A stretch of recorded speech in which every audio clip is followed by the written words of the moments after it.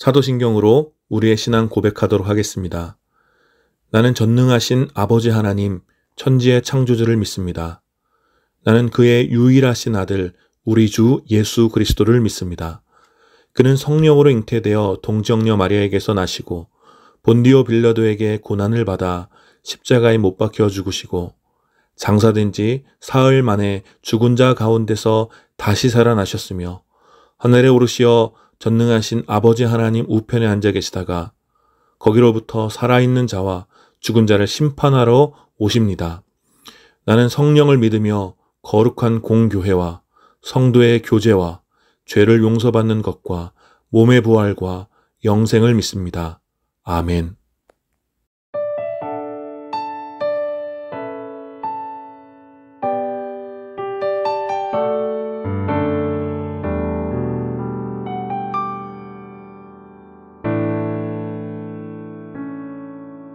주 사랑이 나를 숨쉬게 해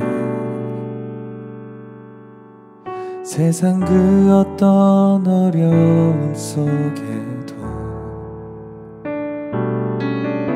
주 은혜로 나를 돌보시며 세상 끝날까지 지켜주시네. 주 사랑이 나를 이끄시네. 내가 갈 수 없는 그곳으로 주의 사랑 나를 붙드시며 세상 끝날까지 인도하시네. 주님만이 내 아픔 아시며 주님만이 내 맘 어루만지네. 어느 누구도 나를 향하신 주님의 사랑을 끊을 수 없네.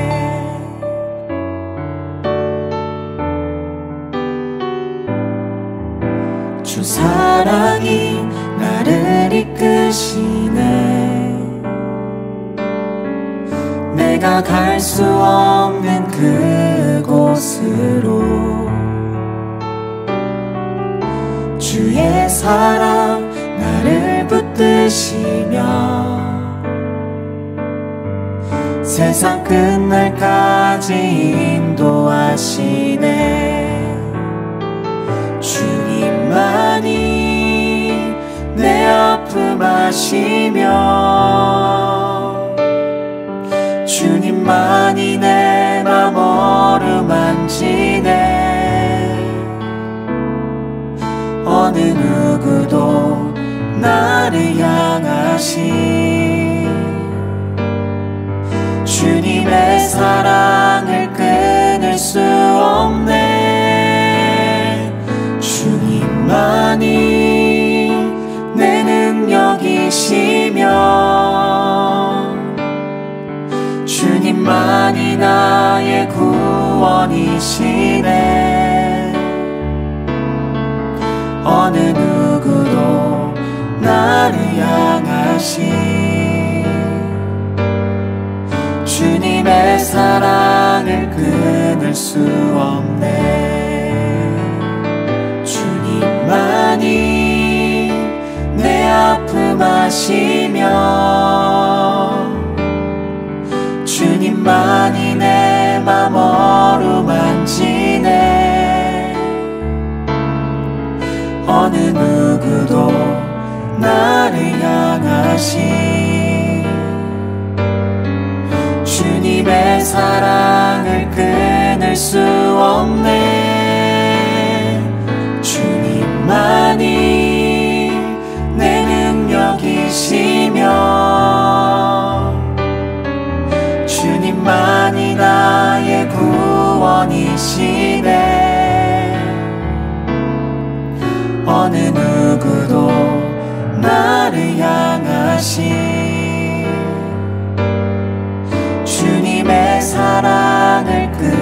끊을 수 없네. 어느 누구도 나를 향하신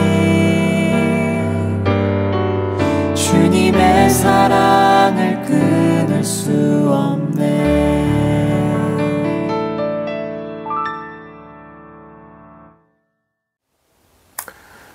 오늘 함께 드린 예배를 위해서 잠시 기도하겠습니다. 거룩하신 하나님 은혜를 감사합니다. 오늘 주님께서 기뻐하시는 날 부족한 종들이 주님 앞에 나와 시간을 드려 예배드립니다. 주님 이 시간 우리 예배를 받아주시고 예배 가운데 드려지는 우리의 모든 신앙의 고백과 찬양의 고백과 또 적은 예물로 드려지는 모든 삶의 고백을 주님 기쁘게 받아주시옵소서. 주님 예배 가운데 마음을 들여 참여하는 모든 예배자들 가운데 성령께서 교통하여 주셔서 세상에 줄 수 없는 참된 위로와 평안을 허락하여 주시고 오직 주님의 은혜 가운데서 주님의 그 기쁨의 보좌에서 마음껏 주님을 예배하는 그런 시간 될 수 있도록 성령 하나님 교통하여 주시옵소서. 이 시간 예배로 온전히 주님께 올려드립니다. 주님 홀로 영광 받아 주시옵소서. 감사드리며 우리 주 예수 그리스도의 이름으로 기도드립니다. 아멘. 오늘 함께 나눌 하나님 말씀은 골로새서 2장 20절부터 23절까지 말씀입니다. 골로새서 2장 20절부터 23절까지 말씀 제가 봉독하겠습니다. 여러분은 그리스도와 함께 죽어서 세상의 유치한 원리에서 떠났는데 어찌하여 아직도 이 세상에 속하여 사는 것과 같이 규정에 얽매여 있습니까? 붙잡지도 말아라, 맛보지도 말아라, 건드리지도 말아라 하니 웬 말입니까? 이런 것들은 다 한때에 쓰다가 없어지는 것으로서 사람의 규정과 교훈을 따른 것입니다. 이런 것들은 꾸며낸 경건과 겸손과 몸을 학대하는 데는 지혜를 나타내 보이지만 육체의 욕망을 억제하는 데는 아무런 유익이 없습니다. 아멘. 오늘 이 본문을 중심으로 오늘 우리에게 전해진 편지 골로새서 11번째 시간 그리스도인의 자유라는 제목으로 여러분들과 함께 은혜를 나누기 원합니다. 흔히들 착하고 정직한 사람을 보면서 저 사람은 법 없이도 살 사람이라고 늘 이야기를 합니다. 보통 이렇게 세속의 때가 많이 묻은 저 같은 사람들은 이렇게 적당히 법의 테두리 안에서 다른 사람에게 피해를 주지 않기 위해서 뭐 그 정도도 착하게 사는 것이라고 노력하지만 가끔씩 평범한 사람의 경지를 넘어서서 아주 특별하게 선한 양심을 가지고 살아가는 사람들이 있는데 그런 사람들은 법이 없어도 심지어 법보다 더 선하고 정직하게 그렇게 살아가는 사람들이 간혹 있습니다. 그런 사람들에게는 당연히 법이 필요가 없어 보이는 거죠. 이렇게 평범한 사람들의 양심은 대부분 이제 법보다 악하기 때문에 사회의 평화를 위해서 법의 지배를 받는 것이 좋지만 법의 기준을 초월한 어떤 그런 선한 양심을 갖고 그렇게 살아가는 이 선한 사람들은 도리어 이 법 때문에 이제 선한 삶을 포기해야 하는 경우도 종종 생기는 것이죠. 그래서 평범한 사람들에게 무제한의 자유가 주어졌을 때 세상은 이기적인 질서만 남게 되어 결국 무질서와 혼란이 가중되지만 선한 양심을 가진 사람들에게 무제한의 자유가 주어졌을 때 도리어 세상은 희생과 봉사가 가득한 그런 낙원과 같은 세상이 되는 것입니다. 그러나 문제는 무엇입니까? 그렇게 특별하게 선한 양심을 가진 사람들을 거의 찾아보기가 힘들다는데 문제가 있는 것이죠.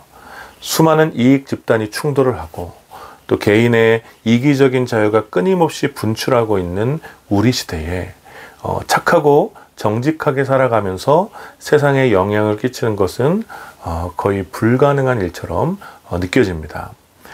이게 자본과 또 기술의 축적이 성공이라고 강하게 확신하며 정신이 없을 정도로 빠르게 변화하는 그런 시대 속에서 착하고 정직한 사람들의 양보와 희생은 매우 많은 경우 손해와 피해를 동반합니다. 문제는 그러한 손해나 피해를 자기 자신만 당하는 것이 아니라 자기가 속한 공동체의 구성원에게도 영향을 주기 때문에 그저 착하게만 하고 정직하게 살아가는 것이 미덕이 아니라 오히려 바보 같은 일이 되어버린 것이죠. 그러다 보니 성공을 위한 탐욕과 이기적인 선택이 삶의 중요한 순간에 작동하게 되고 그것과 비례해서 인간성은 점점 악해지고 도덕과 윤리의 기준은 매우 낮아지는 것입니다. 그래서 개인의 자유와 권리를 지키기 위하여 오히려 법과 규제가 더욱 강화되고 있는 이런 모순적인 시대를 우리는 살고 있는 것입니다. 여러분, 이 모순을 아시겠습니까? 더욱 확대되는 개인의 자유와 권리를 지키려는 그런 요구를 위해서 오히려 법과 규제를 강화해야만 하는, 그래서 법과 규제를 강화해서 개인과 집단의 이익을 유지하려는 서로 상충되는 시도가 작용하고 있는 것입니다. 그러니 세상은 늘 혼란이 있고 갈등과 다툼이 사라지지 않는 것이죠. 더 많은 사람들의 자유를 위하여 누군가의 자유는 제한당하고 희생되어야 하기 때문입니다. 그리고 대체로 그렇게 자유를 빼앗기고 희생당하는 사람들은 사회적으로 약자이거나 또 권력 앞에서 아무런 힘이 없는, 아무런 저항할 수 없는 그런 힘이 없는 사람일 가능성이 매우 큰 것이죠. 이것이 바로 우리 사회가 함께 고민하며 해결해야 할 가장 중요한 과제 중 하나이고, 잃어버린 인간의 존엄성과 또 진정한 자유를 되찾아줄 중요한 문제의식이라고 할 수 있습니다. 오늘 우리가 함께 나눌 말씀은 바로 이러한 맥락 속에서 이해하면 좋을 것 같습니다. 특별히 오늘 말씀은 여러분들이 더욱 주의 깊게 들으시기를 부탁드립니다. 거듭 말씀드리지만 오늘 여러분들과 함께 나누는 이 말씀을 여러분들이 오해하거나 섣부르게 적용하지 말기를 권면합니다. 왜냐하면 오늘 우리가 다룰 주제는 그리스도인의 자유와 관련된 말씀이기 때문입니다. 그리스도인의 자유에 관한 주제, 그리스도인의 자유에 관한 주제는 교회의 역사 속에서 매우 오랫동안 논쟁이 있어 왔고, 특별히 수많은 오해들로 인하여 잘못된 적용이 많았던 그런 주제이기도 합니다. 즉, 그리스도인의 자유에 관해서 이 자기 입맛에 맞게 적용하게 되면 하나님의 은혜로 주어진 자유를 방종과 나태의 삶을 합리화하는 근거로 사용하기도 했으며, 또 정반대로 더 많은 종교적 행위와 교리들로 신자들의 자유를 구속하여 하나님의 은혜를 멸시하기도 했었습니다. 그러니 오늘 말씀을 통해 함께 나눌 이 말씀을 여러분들이 주의 깊게 들으시고, 특별히 오늘의 이 혼란스러운 시대 속에서 주님의 은혜로 부여받은 이 자유를 어떻게 적용해야 하는지 깊이 생각하고 묵상하는 시간이 되었으면 좋겠습니다. 몇 차례 말씀을 나누었던 것처럼 골로새 교회 신자들을 위협했던 여러 문제들 중에 중요한 세 가지 갈래는 세속주의자들, 또 영주주의자들, 율법주의자들의 공격이었습니다. 그리고 이들의 공격의 핵심, 이들의 공격의 공통점은 예수 그리스도를 믿는 것만으로, 즉 복음만으로는 충분하지 않다라는 것이었습니다. 그들은 늘 이런 식으로 말하곤 합니다. 예수 그리스도를 믿는 것 말고 이런 것도 해야지 더 큰 만족을 얻을 수 있어. 예수님을 더 잘 믿는 것은 이런 것들을 지켜야 하고 이런 것들을 하지 않는 거야. 천국에 가려면 적어도 이렇게 살아야 해. 그래서 수많은 규정과 법칙을 정해놓고 그것을 지키지 않으면, 그 방법을 따르지 않으면 망할 것처럼 신자들을 협박하는 것입니다. 로마의 가치관을 따르지 않으면, 로마의 성공을 따르지 않으면 너희들은 잡혀가서 죽게 될 거야. 이번에 천사에게 도움을 청하지 않으면 교회 공동체는 무너지게 될 거야. 아무리 시대가 변하고 사람들이 달라졌어도 이 율법을 지키지 않으면 우리가 믿는 신앙은 뿌리채 흔들릴 거야. 여러분 어디서 많이 들어본 소리들 아닙니까? 이러한 위협과 공격은 골로새의 신자들을 늘 힘들게 했습니다. 그래서 바울은 오늘 말씀에서 강력하게 반문하고 있는 것입니다. 20절입니다. 여러분은 그리스도와 함께 죽어서 세상의 유치한 원리에서 떠났는데 어찌하여 아직도 이 세상에 속하여 사는 것과 같이 규정에 얽매여 있습니까? 바울은 그리스도와 함께 죽었다 살아난 이 영적으로 세례받은 신자들은 이제 더 이상 세상 원리에 지배받지 않는다라고 말합니다. 더욱이 바울은 그러한 세상의 원리가 유치하다고 단언합니다. 여기서 바울이 말하고 있는 세상의 원리는 성공과 만족에 관한 세속적인 원리들을 말합니다.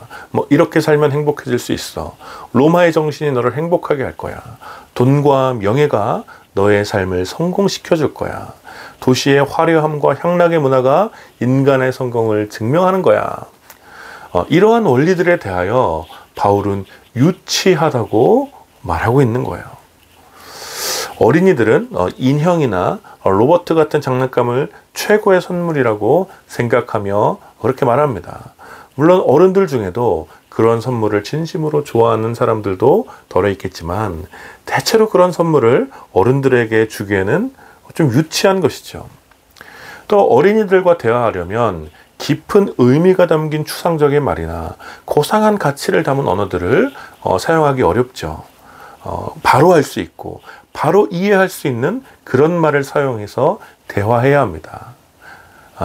물론 여러분 유치한 것이 꼭 나쁜 것만은 아니죠. 그러나 우리는 알고 있습니다. 유치한 수준에서 이해할 수 없는 더 크고 값진 이야기들이 있다는 것을 우리들은 어른이 되어서야 깨닫는 것이죠. 그러니까 유치한 시절에는 알지 못했던 더 값지고 고귀한 진리들이 있다라는 것입니다. 여러분, 바울이 이야기하는 것은 바로 그런 것들입니다. 세속의 원리가 모두 나쁜 것은 아니죠. 그러나 그러한 원리들은 유치하여서 더 크고 값진 이야기를 깨닫지 못하게 하는 것입니다. 따라서 세상의 유치한 원리를 따라 만족하고 더 나아가지 못하는 것은 인생에게 매우 큰 비극인 것입니다. 그래서 바울은 그러한 세상의 원리에 지배받는 것이 얼마나 유치한 일인지를 지금 신자들에게 가르쳐 주는 것이죠. 그리고 신자들이 이러한 세상의 유치한 원리에서 떠날 수 있는 이유에 대하여 바울은 계속해서 이렇게 말합니다. 여러분은 그리스도와 함께 죽어서, 즉 그리스도의 죽음에 참여하여 부활의 삶을 사는 신자들은 이전에 볼 수 없었던 새로운 세계의 원리를 보게 된다라는 것입니다. 그리스도와 함께 죽지 않았을 때는 세상의 이 유치한 원리가 위대하고 탁월해 보였지만 이제 그리스도와 함께 죽고 그리스도와 부활에 참여한 주님의 자녀들은 이제 그러한 세상의 원리들이 이전에 매우 높고 크게 보였던 그러한 세상의 원리가 유치해질 만큼 위대하고 탁월한 세계의 원리를 비로소 볼 수 있게 되었다라는 거예요. 오늘 말씀을 통해 유추해 보면 바로 그러한 것은 규정에 얽매이지 않는 자유를 말합니다. 즉 세상의 유치한 원리는 규정에 사람들을 묶어두지만 그리스도의 자녀들은 규정에서 해방된 자유를 맛보게 된다는 것입니다. 그래서 이어지는 21절에서 바울은 또다시 반문합니다. 붙잡지도 말아라, 맛보지도 말아라, 건드리지도 말아라 하니 웬 말입니까? 여러분, 바울이 말하고 싶어 하는 것은 매우 분명합니다. 그것은 세속의 유치한 원리나 또 유대인의 율법들이 그리스도인의 진정한 자유를 빼앗을 수 없다라는 것입니다. 그리스도의 죽음과 부활에 참여하여 이제 새로운 세계의 원리, 즉 진정한 자유의 삶을 보게 된 신자들을 더 이상 구속하고 얽매일 수 있는 법은 없다라는 것입니다. 왜냐하면 모든 인간을 사로잡고 있었던 가장 강력한 법, 모든 인간을 사슬에 묶어서 가두었던 가장 강력한 법, 바로 죄와 사망의 법에서 예수 그리스도의 보혈로 말미암아 해방되었기 때문입니다. 수영을 전혀 할 수 없는 사람에게 바다는 그저 죽음과 두려움의 공간이며 멀리서 바라만 볼 수밖에 없는 그런 동경의 세계입니다. 그러나 탁월하게 수영을 하는 사람에게 바다는 죽음과 두려움의 공간이 아니라 자유롭게 기쁨을 만끽하며 자연과 생명의 신비를 경험할 수 있는 신세계인 것이죠. 그런데 그렇게 수영을 자유롭게 하는 사람에게 그저 백사장에서만 놀고 물에 들어가기 위해서는 수많은 규칙을 정해서 그 자유를 빼앗아 버린다면 여러분, 이것만큼 답답하고 어리석은 일이 어디 있겠습니까? 지금 바울은 정확히 그와 같은 이야기를 하고 있는 것입니다. 붙잡지도 말아라, 맛보지도 말아라, 건드리지도 말아라. 이게 웬 말이냐? 이것입니다. 그런 것들이 그리스도인의 생명과 자유를 빼앗을 수도 없고 전혀 회방하지도 않는다라는 거예요. 그래서 바울은 이어지는 말씀에서 그러한 규칙들에 대한 실체를 이야기합니다. 22절과 23절입니다. 이런 것들은 다 한때에 쓰다가 없어지는 것으로서 사람의 규정과 교훈을 따른 것입니다. 이런 것들은 꾸며낸 경건과 겸손과 몸을 학대하는 데는 지혜를 나타내 보이지만 육체의 욕망을 억제하는 데는 아무 유익이 없습니다. 즉 바울은 그러한 세속의 유치한 원리와 영지주의자들과 율법주의자들이 주장하는 그러한 것들은 일시적인 것들이라고 말하는 거예요. 그리고 그러한 것들은 하나님의 지혜가 아니라 사람의 규정과 교훈을 따르는 일반적인 가치와 원칙이라고 설명합니다. 그래서 그런 것들을 아무리 강조하고 아무리 잘 지켜도 고작 꾸며낸 경건과 꾸며낸 겸손과 몸을 학대함으로 자기 만족만 채우는 것이라고 비판하는 것입니다. 그것이 한계라는 거예요. 결국 그러한 규범과 정신이 사람들의 육체의 욕망을 억제하는 데는 아무 유익이 없다고 단언함으로 오늘 말씀은 끝이 나는 것이죠. 바울은 골로새 신자들에게 묻고 있는 것입니다. 세상의 유치한 원리와 영지주의자들과 율법주의자들의 규칙에 따른다고 그들의 욕망이 억제되고 있느냐고 묻는 거예요. 끝을 알 수 없는 사람의 욕망과 탐욕을 그러한 규칙이 과연 제어할 수 있느냐고 묻는 것입니다. 그러한 규칙과 원리는 고작해야 여러 사람들 앞에서 경건한 모습을 꾸며내고 겸손을 가장하고 몸을 학대하여 종교적으로 더 종교적인 사람으로 보여질 뿐이라는 것입니다. 그러니 바울이 오늘 본문에서 이야기하고 싶은 것은 그러한 규칙과 원칙을 따르는 것이 아니라 그리스도인의 자유를 누리라는 것입니다. 사랑하는 여러분, 오늘 이 말씀은 너무나도 중요하기 때문에 우리가 더욱 집중해서 묵상해야 할 말씀입니다.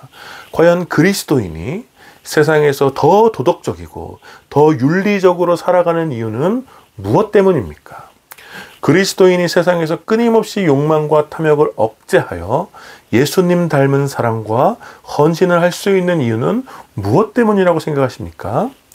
그것은 바로 그리스도인의 자유 때문입니다.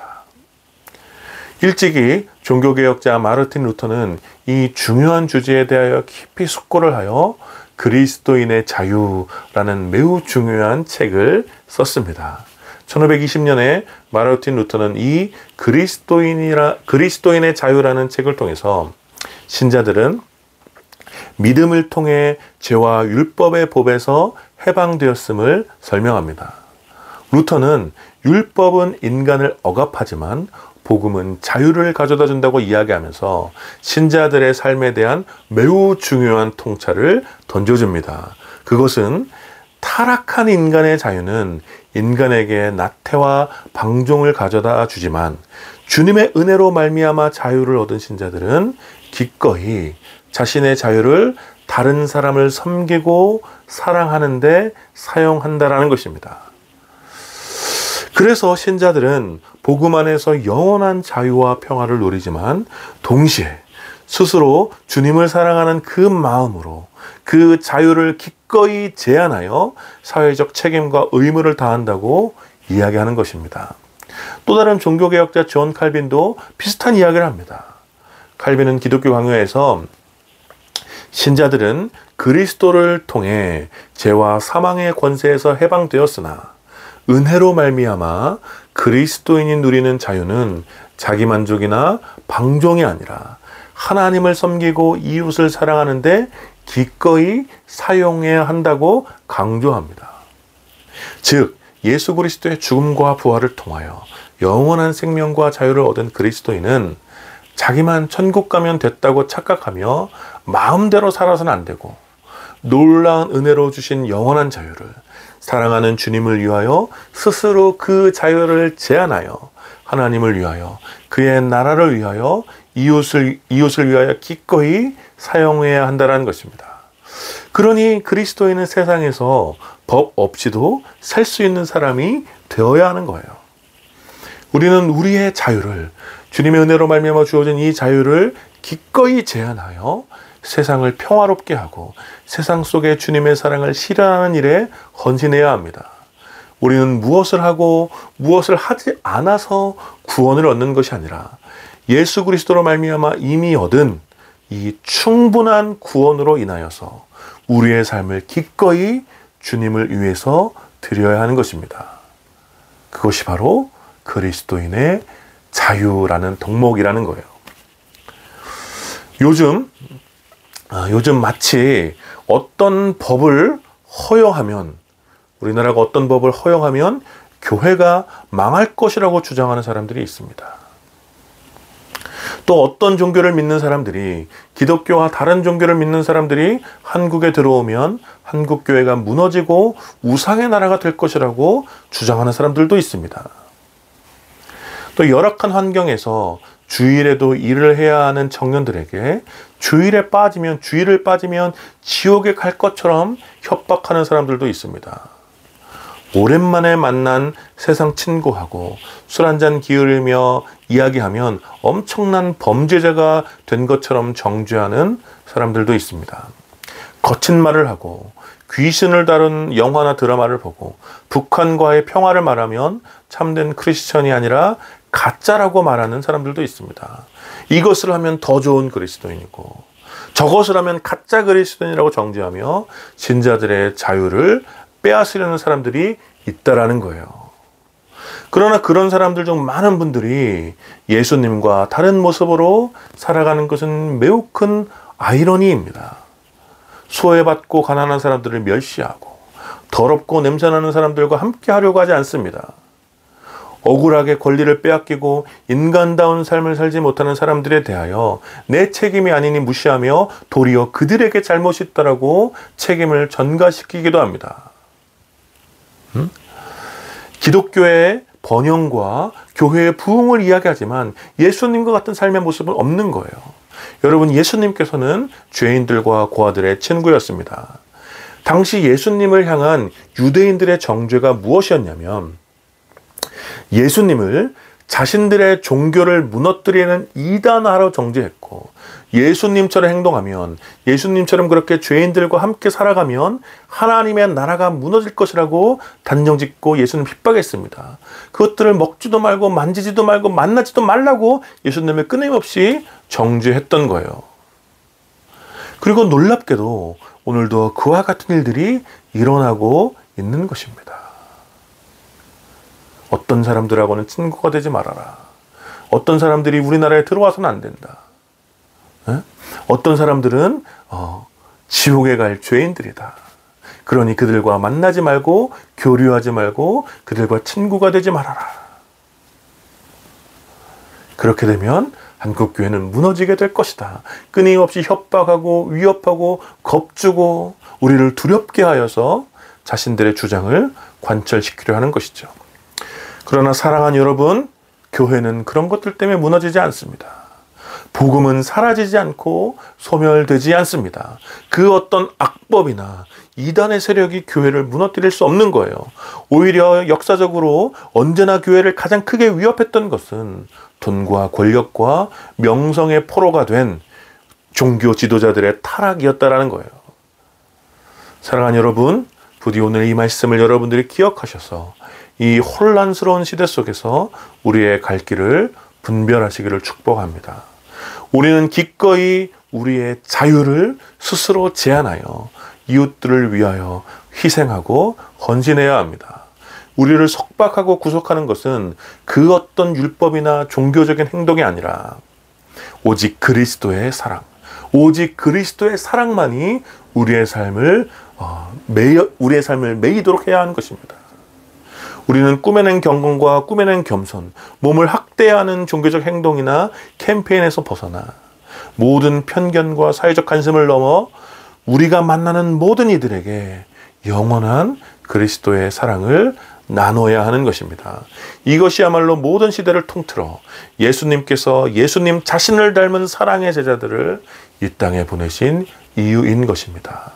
사랑하는 여러분, 이 사실을 기억하면서 이번 한 주도 또 여러분의 평생의 삶 속에서 주님의 은혜로 얻게 된 이 자유를 아주 자유롭게 여러분의 이웃과 세상을 섬기는 일에 기꺼이 사용하시기를 마음을 다해 축원합니다. 아멘. 우리 함께 기도합시다. 우리 말씀을 기억하시며 기도할 때 주님께서 우리에게 주신 영원한 자유를 나의 나태함과 또 방종으로 허비하고 있지는 않은지 돌아보면서 주를 위하여 또 기꺼이 우리의 자유를 제한하여 세상과 이웃을 섬기는 일에 사용할 수 있도록 우리 말씀을 기억하시면서 기도하시고, 이 혼란스러운 시대에 우리가 진리 안에서 자유하며 주님께서 우리에게 맡기신 사명을 분별하여 세상을 향한 주님의 거룩한 도구로 우리가 사용될 수 있도록 우리 함께 말씀을 기억하시면서 우리 함께 기도하도록 하겠습니다. 같이 기도합시다. 거룩하신 하나님, 은혜를 감사합니다. 오늘 주의 말씀을 함께 나누며 주님께서 우리에게 주신 자유를 우리가 어떻게 사용해야 되는지 나누었습니다. 하나님, 끊임없이 우리를 속박하고 우리를 가두려하고 우리를 정죄하는 수많은 율법적인 시도로부터 우리가 자유하게 하여 주시고, 우리가 그리스도의 복음만으로 충분하며 주님께서 우리를 구원하신 이 놀라운 사건으로 인하여서 우리의 삶이 참 자유를 얻었음을 기뻐할 수 있도록 아버지 인도하여 주시옵소서.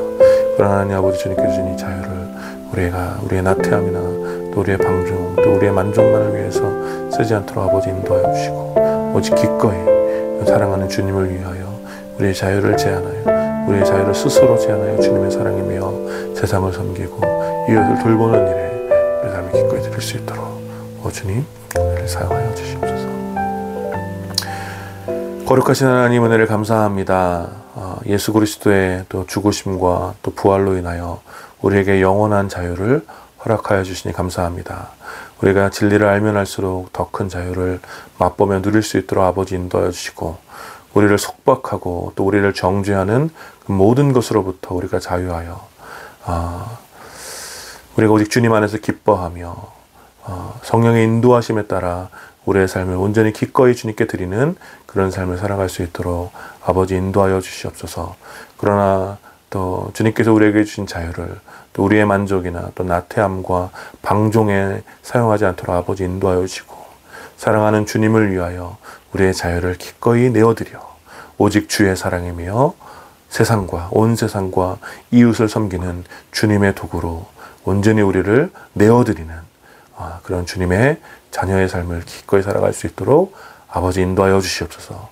그렇게 우리가 주님께서 주신 그 그리스도인의 자유를 기쁨으로 드리며 그 자유를 사용하여서 하나님의 나라와 하나님의 의를 또 이루어가는 우리의 삶이 될 수 있도록 오 주님, 우리를 사용하여 주시옵소서. 감사드리며 우리 주 예수 그리스도의 이름으로 기도드립니다. 아멘. 지금 우리 주 예수 그리스도의 은혜와 성부 하나님의 다함이 없는 사랑과 성령 하나님의 위로하심과 교통하심이, 주님께서 우리에게 주신 그 모든 자유를 우리가 주님을 사랑하는 마음으로 기꺼이 제한하여 오직 주님을 닮은 사랑을 이 세상과 이웃을 섬기는 일에 사용하기로 다짐하는 모든 주님의 백성들과 또 이 예배에 참여하는 사랑하는 주님의 자녀들 가운데 이제로부터 영원까지 함께 있기를 축원하옵나이다. 아멘.